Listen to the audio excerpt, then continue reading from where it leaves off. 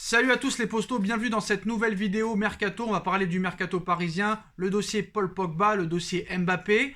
Les départs vont continuer à s'enchaîner après le départ de Michel Bakker au Bayer Leverkusen pour 10 millions d'euros. C'est Alphonse Areola qui est prêté à West Ham, un prêt payant de 2 millions d'euros avec option d'achat obligatoire entre 12 et 13 millions d'euros. Paris se libère aussi de son énorme salaire qui est de 800 000 euros par mois. West Ham va prendre en charge la majorité du salaire, à partir de 80% je pense, donc ça va faire vraiment du bien aux dépenses, et il manque plus qu'un joueur ou deux à vendre pour pouvoir espérer de lancer le plan Pogba très rapidement, parce qu'il ne reste plus qu'un mois pendant ce mercato.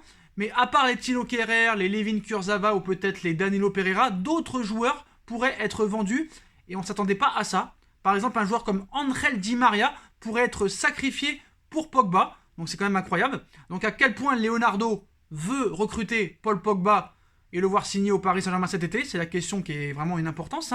La réponse pourrait surprendre. En effet, le directeur sportif a préparé le terrain et a déjà séduit Paul Pogba en vue d'une arrivée pour rejoindre la pléiade de stars du Paris Saint-Germain. Mais après avoir déjà beaucoup investi, le PSG a besoin de vendre quelques éléments pour renflouer les caisses et montrer qu'il est capable de maîtriser un peu sa balance des transferts. Les recrues ne vont pas repartir tout de suite, bien évidemment, ils viennent d'arriver.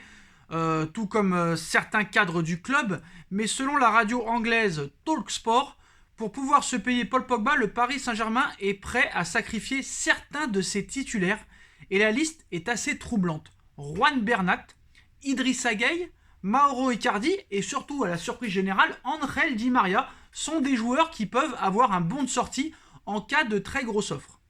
Donc voilà qui démontre l'envie décuplée de Leonardo et Nasser Al-Khelaifi d'aller chercher le milieu de terrain de Manchester United qui pourrait être transféré pour 50 millions d'euros cet été. Pour le moment, absolument personne n'est candidat à la venue d'un joueur de la trempe de Di Maria qui s'est parfaitement acclimaté au Paris Saint-Germain après un séjour assez catastrophique du côté de Manchester United et a récemment en plus prolongé pour une saison son contrat dans la capitale française. Néanmoins, cet effet d'annonce, on va dire, pourrait créer un engouement pour des joueurs considérés jusqu'à présent comme intouchables. Ils le sont d'une certaine façon, on va dire, même d'une certaine manière. Personne n'étant capable aujourd'hui de s'aligner sur le salaire d'un joueur comme Ander Herrera ou Julian Draxler ou aussi Leandro Paredes ou même Angel Di Maria, ce qui pourrait déboucher sur la décision du PSG d'attendre encore peut-être un peu pour lancer l'offensive Paul Pogba. On nous avait dit que le Paris Saint-Germain aurait une enveloppe de 200 millions d'euros pour recruter, hors vente en plus de ça. Donc Hakimi 60 millions, les autres joueurs sont arrivés libres. Si tu rajoutes les 10 millions d'euros de Bakker plus l'économie sur le transfert de Areola, t'es pas mal. Alors est-ce que t'as vraiment obligation de vendre pour pouvoir recruter Paul Pogba? Je pense pas. Et est-ce que Paris va aussi prendre le risque peut-être d'attendre l'année prochaine en se disant on est pas mal fourni quand même au milieu de terrain, lui sera libre l'été prochain, est-ce qu'on prend le risque d'attendre un an et de le faire venir gratuitement? Je pense que c'est quand même un risque à prendre parce qu'en un an, il y a beaucoup de choses qui peuvent se passer. T'as le Real qui peut débarquer parce que le Real a toujours été fan de Paul Pogba. La Juve aussi peut se renflouer d'ici un an. Donc moi, je pense que je serais le Paris Saint-Germain. Je ne prendrais pas le risque que Paul Pogba quitte Manchester gratuitement pour un autre club. Alors que réellement, cet été, il n'y a vraiment que le Paris Saint-Germain qui est sur Paul Pogba. Donc même si c'est tentant d'attendre un an et d'avoir Paul Pogba pour 0 €, mais il y aura plus de concurrence que cet été, que si tu mets 50. Donc à voir ce que le PSG va faire, mais apparemment Leonardo est pressé et pourrait vraiment passer à l'action cet été. Donc voilà les postos pour le dossier Paul Pogba.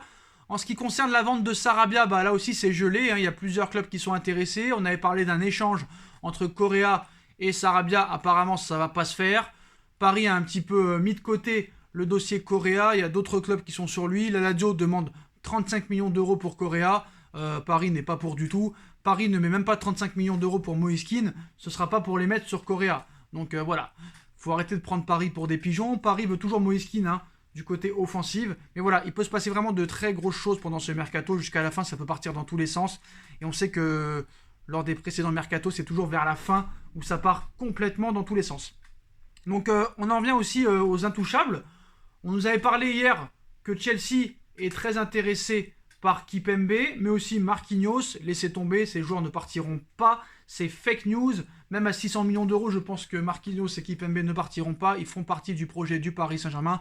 Est-ce qu'il y a vraiment mieux à l'heure actuelle? Je ne pense pas, surtout à moyennant finance prix bas. Donc voilà, Kimpembe et Marquinhos resteront au Paris Saint-Germain, malgré peut-être l'intérêt de Chelsea, qui a proposé aussi plus de 150 millions d'euros pour Romelu Lukaku, avec un salaire de 13 millions d'euros par an. Romelu Lukaku a refusé cette offre. En plus, lui, c'est un ancien de Chelsea, donc il connaît un petit peu la maison. Donc voilà, mais je pense pas que Di Maria, Paredes seront sacrifiés. Par contre, Danilo, Kerrer, Kurzawa, Rafinha sont bien sur la liste des transferts, comme Pablo Sarabia. Donc voilà les postos. Après, en ce qui concerne le dossier Pogba, on sait très bien que Raiola a de très bonnes relations avec Leonardo, mais voilà, comme vous le savez, hein, les bonnes relations dans ce métier, ça ne fait pas tout. C'est l'argent qui est le patron, qui est le maître du monde. Et voilà, après ce sera un jeu de chaise musicale l'année prochaine si tu prends le risque de faire Pogba gratuit. Donc il faut mieux se projeter sur lui dès cet été. Voilà, et essayer de vendre quelques milieux de terrain comme peut-être Herrera, Rafinha ou Danilo, parce que je pense qu'il faut garder Gay, Paredes et Marco Verratti, comme vous le savez, et Wijnaldum sont bien sûr intouchables, surtout que Wijnaldum vient de signer en plus. Alors pour revenir sur le dossier Mbappé, alors là encore une fois, de nouvelles infos, le clan Mbappé et le joueur se sentiraient manipulés par le Paris Saint-Germain. Donc c'est quand même incroyable, hein. T'as l'impression que Mbappé envoie tous les signaux pour qu'on le dégage. Et j'espère que Paris le fera. Parce qu'à un moment donné, il faut arrêter là vraiment de faire la pute. Parce que là, on a l'impression d'être une pute. Et qu'on se fait baiser comme pas possible, hein. Donc voilà. Donc Mbappé, hein, totalement muet depuis sa prise de parole en conférence de presse avant le début de l'Euro 2020. Mbappé sait que son silence est pesant pour les dirigeants parisiens, mais surtout en roi de la communication maintenant, hein. L'attaquant français a envie de rester maître de la situation et pouvoir dicter le timing et aussi, par la même occasion, dicter sa loi. Car son nom est cité tous les jours dans la presse française comme étrangère et surtout espagnole, et notamment sa possible arrivée au Real Madrid cet été ou dans un an. Le silence est d'or. Le PSG a réussi à faire parler Kylian Mbappé cette semaine, une vidéo a priori innocente, mais dont la sortie et le timing ont fait hurler l'entourage du champion du monde français.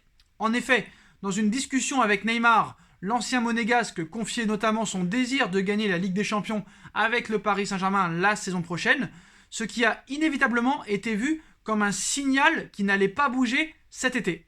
Problème, cet entretien date du mois de mai dernier, et plus de 2 mois séparent donc l'enregistrement de la publication sur les réseaux du club de la capitale. Donc visiblement, il n'en faut pas plus pour mettre l'entourage de Kylian Mbappé sur les nerfs, et selon l'équipe, les dirigeants du PSG se sont vus signifier que ce calendrier de publication ressemblait à de la manipulation destinée aux supporters.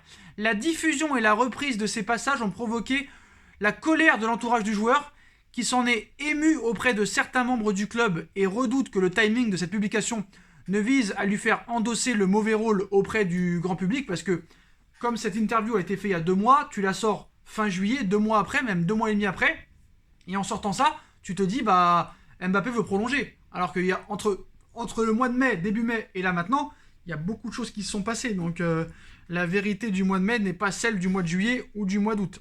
Donc voilà. Donc c'est ce qu'explique en tout cas l'équipe aujourd'hui. Donc alors que le PSG a rapidement répondu à Mbappé et consorts, hein, qu'il s'agissait d'un simple échange avec Neymar sur son envie et sur leur envie mutuelle de gagner la Ligue des Champions sous le maillot parisien, ce qui ne devrait pas faire scandale, hein, normalement. Une tension partie de pas grand-chose, mais qui démontre tout de même que la nervosité dans ce dossier est au rendez-vous, sachant que les négociations n'avancent absolument pas entre le PSG et Mbappé sur une éventuelle prolongation. Donc moi, ce que j'ai peur réellement, c'est que ce feuilleton nous bouffe complètement notre fin de mercato, notre début de saison et toute la saison. C'est pas possible. Parce que, admettons, et après, on ne reviendra plus dessus pour aujourd'hui, jusqu'à ce qu'il y ait des nouvelles infos, mais admettons, Mbappé décide de ne pas prolonger. Bon, d'accord, je te vends. Mais admettons qu'il ne veut pas être vendu, et qu'il veut partir libre l'été prochain. Et que Paris, malgré qu'il sache qu'il parte l'année prochaine libre, le mette quand même sur le terrain. Vous vous rendez compte la réaction du public? Vous vous rendez compte un petit peu? Ils feront pas de cadeau à Mbappé, hein. Ils n'en ont pas fait à Neymar, alors que Neymar est plus idolâtré que Mbappé. Le clan parisien, les supporters, ne feront aucun cadeau à Mbappé. Et à chaque ballon, il se fera siffler tant qu'il n'aura pas prolongé. Vous pouvez être sûr et certain. Moi, ce que je ferais, si vraiment il décide de partir l'année prochaine libre et de ne pas être vendu cet été et d'honorer sa dernière année de contrat, moi, je le mettrais sous cloche et sur le banc. Mais comme on nous dit qu'il a que le Real Madrid en tête, que c'est son rêve, ben voilà, il faut qu'il accepte d'être vendu. Et puis s'il est vendu et que le Real file 200 millions d'euros, il n'y a aucun problème, bon vent. Et je peux te dire qu'on t'attendra de pied ferme quand tu viendras avec le Real, ça c'est sûr et certain. Mais je pense que le PSG doit arrêter de faire la pute. Moi honnêtement, j'aurais eu confiance dans Leonardo en ce projet. Le problème c'est que voilà, le Qatar et Nasser ont un ego tellement surdimensionné qu'ils ne sont pas prêts à resserrer le vis et à montrer que c'est eux les patrons dans ce dossier. C'est pas à Mbappé de décider. À un moment donné, et je le redis et je le répéterai, vendez-le. Vendez-le. Et s'il refuse d'être vendu, et attendre l'année prochaine, pour toucher cette grosse prime à la signature de 40 millions d'euros, mettez-le sur le banc, ou même mettez-le sous cloche, qui reste chez lui, et tant qu'il décide de ne pas prolonger, bah au revoir. Voilà, au revoir.